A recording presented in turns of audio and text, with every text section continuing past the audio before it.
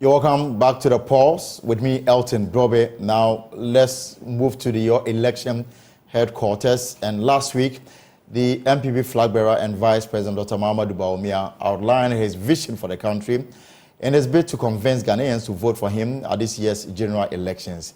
He has since been the subject of discussions in both traditional and social media. Yes, we know him as the Vice President and to some extent as a first Deputy Governor of the Central Bank sometime back before he was roped in by Nana Addo Dankwa. So how well do we know him beyond this, especially as he's likely to be the main candidate challenging John Dramani Mahama for the presidency?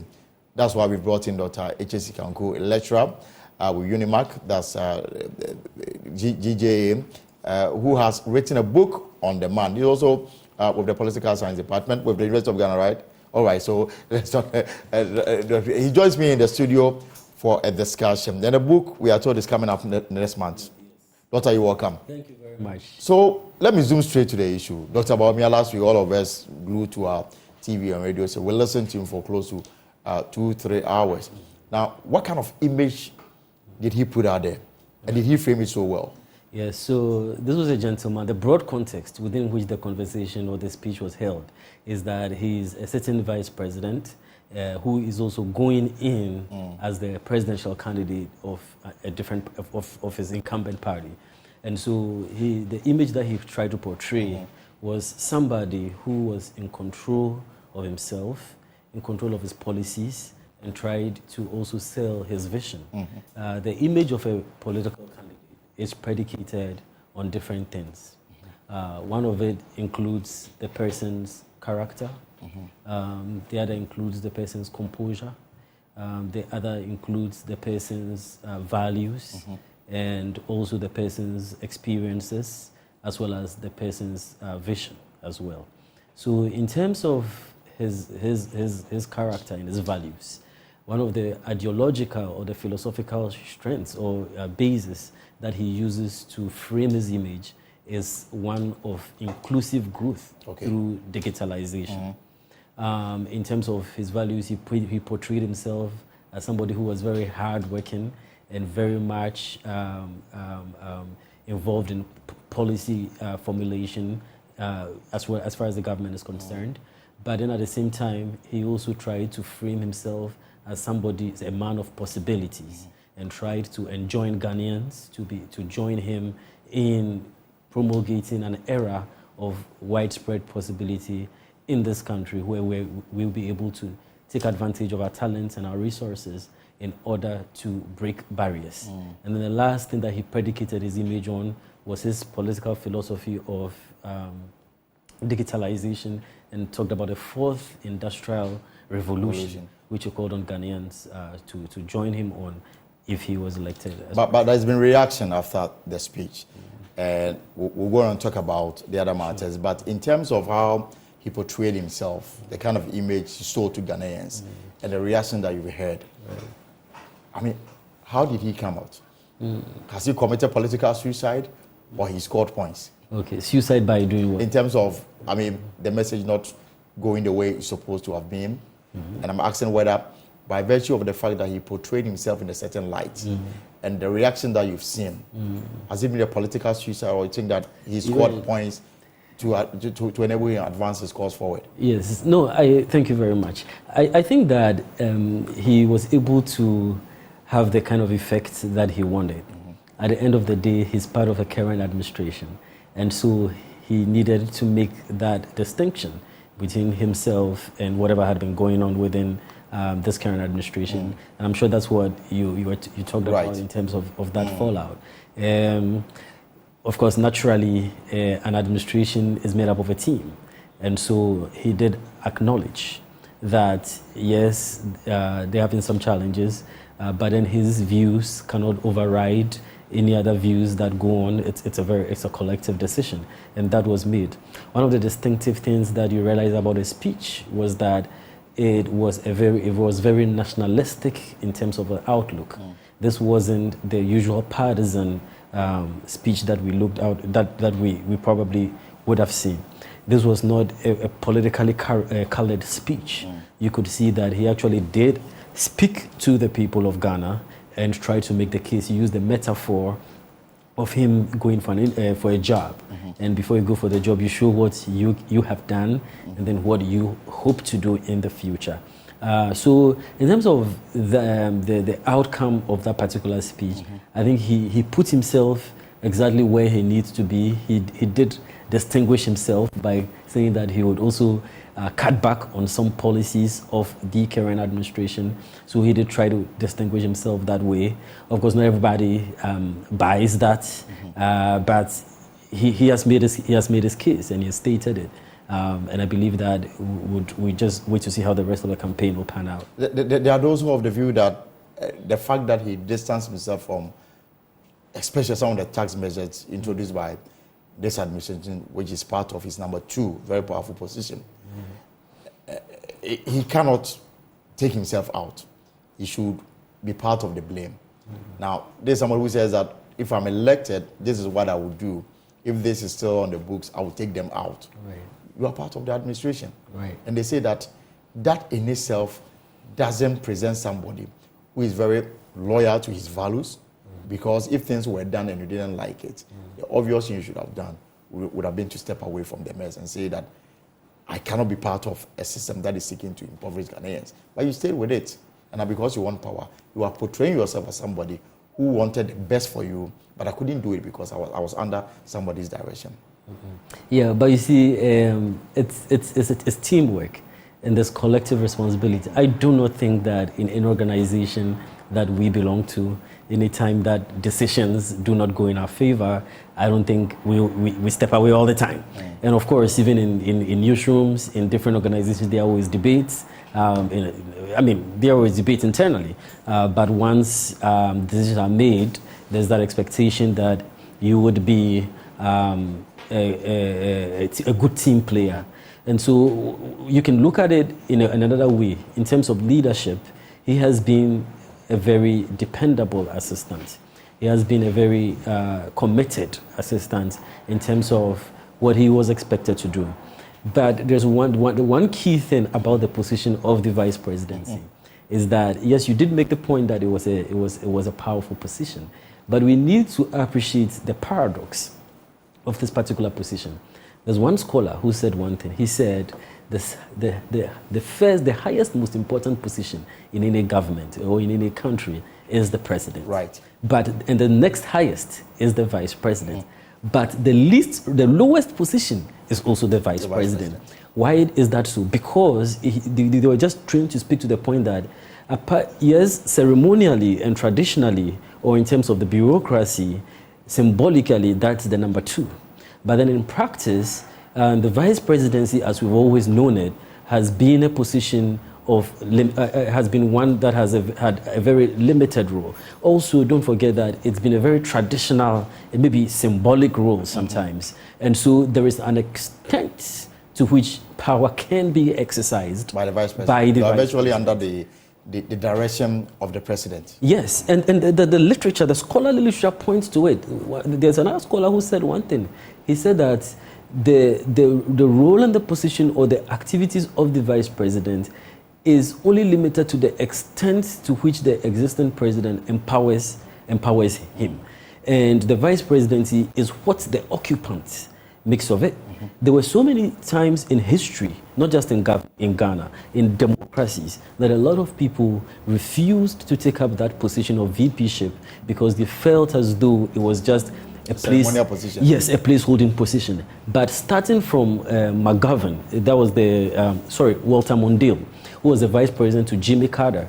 He did what I believe Dr. Bawumia is doing historically in Ghana now. He decided to be a more involved, a more engaged, a more activist vice president who was very, very much a part of what was going on. And Dr. Bawumia decided to do that. You see, isn't this also because the current president has given him that freedom and flexibility to bring about what he thinks can help to, in terms of governing and managing the country? Isn't it because of that? Yeah, so it goes both ways. People give Carter the credit for not suppressing the VP-ship. In the same way, we had this model of a policy-driven one, advocate VP, who Dr. Bawumia has been. And so he decided to hinge that space on digitization, believing that digitalization was going to be that catalytic tool or that enabler that will be able to propel this country into industrial growth, or that will help to improve lives or bring about operational efficiency or optimization and bring increased revenue or increased growth. That was the basis upon which Vice President Bawumia staked his advocacy role.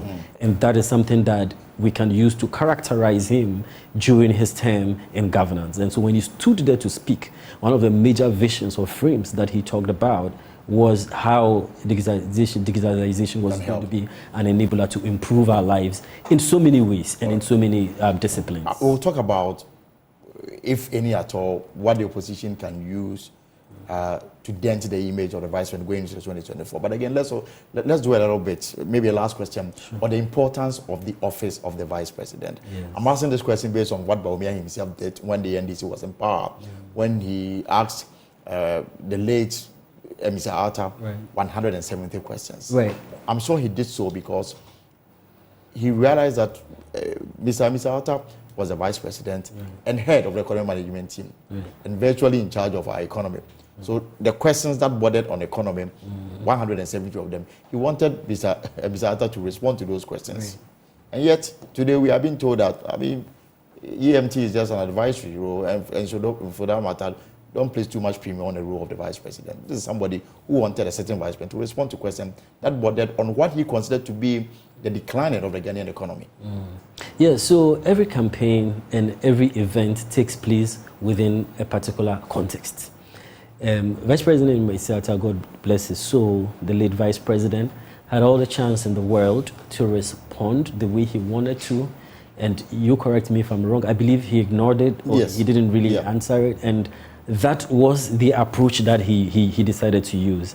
In politics, just like in any other thing in life, they say nature abhors a gap.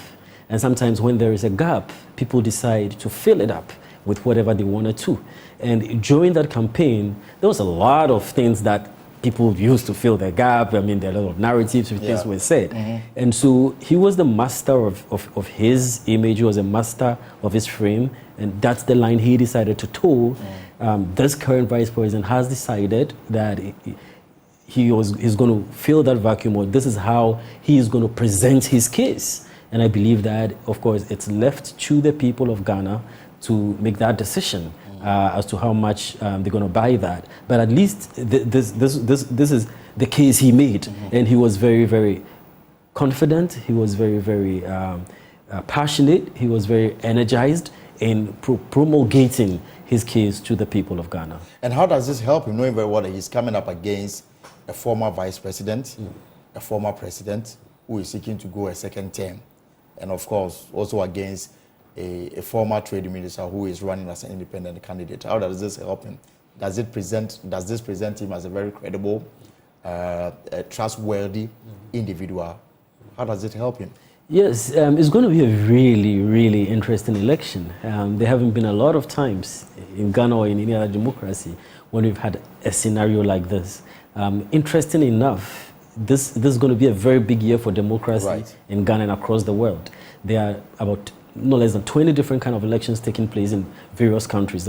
Taiwan has already had it, starting from, Hong Kong from January. In the United States, we also have a very big election coming in November. And Donald Trump is a former one-term president who is also seeking to come back to run against and finish his term. So it's a very interesting scenario, and it just depends on the kind of message that each of them decide to stick forward. Because at the end of the day, we have a former president who has a record to run on. We have a vice president who, it's not quite the same. He doesn't have a presidential record to run on. And I believe maybe that's the message he was trying to send across. Because at the end of the day, the history book recorded as the Akufo-Addo administration. It's always the Reagan administration, the Clinton administration. It's the Akufo-Addo administration. We do have a Mahama administration. We don't have Bawumia administration. So there, although we also have to admit at the same time that it is not he's not a complete outsider, because he's also a VP. So we need to admit that. And I guess he will also be running on the achievements of this administration. Exactly. So we can't run away from it. But I'm just saying that it's going to be a very interesting dynamic to have that first-time president, one-time president with a record coming back again, and then to see a VP who has been very, very vocal also coming up again. So that's what democracy is supposed to be. It's supposed to be a very exciting contest, a marketplace of ideas, a contest on ideals, on values, on policy, and not fist fights or combats or violence. That is the beauty of democracy. That is who Ghana has always been. And I hope that this election will be a good advertisement for democracy in our nation and also for the African continent. And what do you consider to be what will influence people's vote? Is it really going to be just the economy, or other factors may come to play? Yeah, good question. Of course, the economy is always going to be front and center. People's pockets are always going to be a huge determinant. Bread and butter issues always going to be a very huge determinant as to how people vote. But then when you look at political campaigns, there are so many things apart from that which determine. One is the competency of the candidate. Others have to do with the character of the candidate, the experience of the candidate, the candidate's own political disposition, their understanding of the issues, their ability to define the major problems of the day, their ability to connect with the people. And that is why in that speech that the vice president made, one of the major frames, if you look at the speech, is the reduction in the cost of living. Right. And that was to define what the problems of Ghana are. Does he understand what the problems are? And one of it that he identified was the cost of living. And he decided to come up with certain policies that he felt, from transportation, the cost of power, and the cost of fuel, and food security, other things that he felt would help to address or reduce that particular cost of living. People also look at, when I talk about character, they look at But let's just a little bit on the economy. If the economy is really going to be the deciding factor, then clearly the record of the two parties will come to play. The NDC, let's say from 2208 up until 2016, and then what the MPP gave us from 2017 up until now. If the figures is anything to go by, then it's really going to be a tough call for the MPP to try and convince Ghanaians that they are the best managers of the economy. Okay, so I didn't say it was the most important one. And remember that I'm not an economist. Of course. When I look at the speech, I do a qualitative analysis of the speech. I do a textual analysis of the speech, and I do a communicative analysis of the speech to find out what are the broad arguments, what are the broad themes, and what are the broad values. So I didn't say it was the most important. I'm just saying that there are other things as well. Right. That was just the first. I was getting into the others. So when you look at the composure and the character of a candidate, I remember when Obama was elected president, one of the major reasons people gave for voting him in, aside despite the fact that he was not an economic aficionado, was his judgment. He was not an economic person, but they said that they believed in Obama's sense of judgment. And so, and those judgments is based on what the person thinks is the most important thing to move the country forward. So you look at the character of the vice president, and you can see him as somebody who actually promulgates a culture of equality. Equality, you see, the thing about digitalization, and I think they probably haven't argued it enough, is that it is an enabler to equalize the access to healthcare, to equalize access to various services within the country. Because when those services are efficient, when blood is sent to the villages and other things, it bridges the gap between the haves and the have-nots. So it becomes an equalizer, an enabler for people's access to different services. And that is what he has hinged on. You look at when his work with the lepers, the compassion, the empathy that he has, and the humility that he uses, and he talked about that, and the respect that he has for authority. And so these are things that people might look up into and say, well, this is the kind of figure that we want as our president. So there are definitely different components and not just one. So therefore, eventually, it may have to boil down to the character of the individual and who best the Ghanaian can trust. Yes. The character of the individual, who best the Ghanaian can trust and who they feel a connection to. There are so many, the voters are not monolithic. There are so many types of voters. There are social issue voters, there are values voters, there are regional voters, there are political philosophy voters, and there are so many things that different people care about.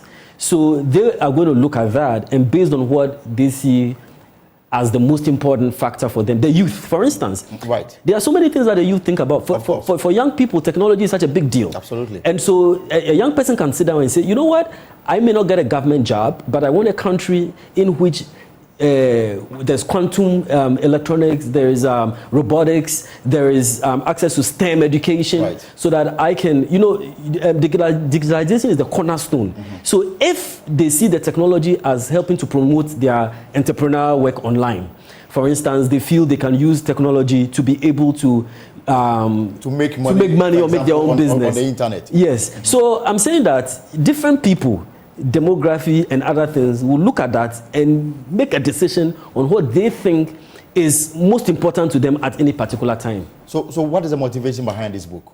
Well, so we haven't had a lot of documentation and a lot of historical documentation of most of our institutions, especially when it comes to the executive. Right. There's the presidency, there's the vice presidency, there are ministers and different arms of executive governance. We've not had a point in time when we've sat down to reflect on the institution of the vice presidency, although it is growing in power and growing in stature. We haven't had the time to sit back and reflect on that institution and how we can make it more efficient or more useful in our governance. So I decided to use him as a case study to look at his period within this administration and the kind of impact or transformation that he has had on the vice presidency and how that can spur a debate as to how to make the office more useful and more impactful as Ghanaians. Is this solely about Dr. Bawumia or others, the role of others also? So this is a case study, so I focus on one person for now. Bawumia. Maybe in the future we'll go on to others. And when is the launch? In March, hopefully at the and I don't want to give dates, but there are a lot of plans going on. So hopefully very soon. All right. Thank you very much, Doctor, for coming, Dr. Jessica Nku. Thank you so much. And the book about the Dr. Bawumia and the modern vice presidency. That's the title. Right. So that is the book on your screens, Dr. Bawumia and the modern vice president in Ghana, and the launch is coming up in March, and I'm sure that we'll have a lot more to chew on once we have it. So this is a pause here on Joy News. My name is Elton Bob. We'll take a short break. We'll be back.